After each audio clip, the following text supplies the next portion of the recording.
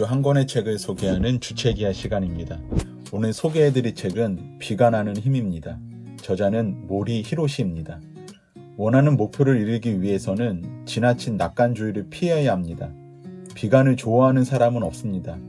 그러나 긍정이 모든 것을 다 이루어주는 것은 아닙니다. 성공한 웹툰이자 드라마인 미생에 보면 이런 대사가 있습니다. 회사가 전쟁터면 밖은 지옥이다. 우리가 살아가는 세상을 전쟁터와 지옥에 비유하고 있습니다. 만만한 곳이 아니라는 말입니다. 나는 성공할 수 있다는 다짐으로 덤벼볼 수 있는 곳이 아닙니다. 누구도 자신이 실패할 것으로 생각하지 않습니다. 모두 실패해도 나는 아닐 것이라는 낙관주의에 빠져 있습니다. 최악의 결과를 피하기 위해서는 최악의 상황을 미리 가정해야 합니다. 시작도 하기 전에 실패할 것을 생각하는 것을 사람들은 비관적이라고 말합니다. 그러나 현실은 아무리 준비를 잘했다고 해도 언제나 예기치 못한 일들이 생기기 마련입니다. 예기치 못한 일을 미리 상상하는 것, 이것이 비관의 힘입니다. 비관의 의미는 생각대로 되지 않을 때를 대비하는 것입니다. 이것은 인간만이 가진 특징이기도 합니다. 모든 상황을 낙관하지 않고 비관적으로 바라보는 능력입니다. 비관의 힘에서 말하는 비관은 잘 안 될지 모른다고 걱정만 하는 것을 말하지 않습니다. 잘 안 되는 원인을 찾고 보완하기 위해 행동하는 것까지를 말합니다. 비관이 분명 안 될 거야 라는 포기가 되어버리면 아무 의미가 없습니다. 안 될 때는 어떻게 해야 할까라는 대책을 세워두어야 합니다.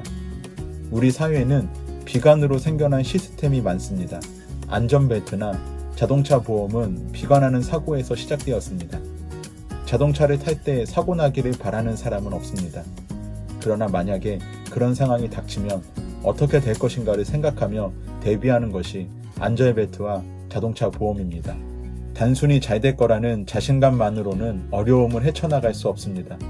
전략을 세워 치밀하게 계획하고 여러 상황을 사전에 조사해 두어야 합니다.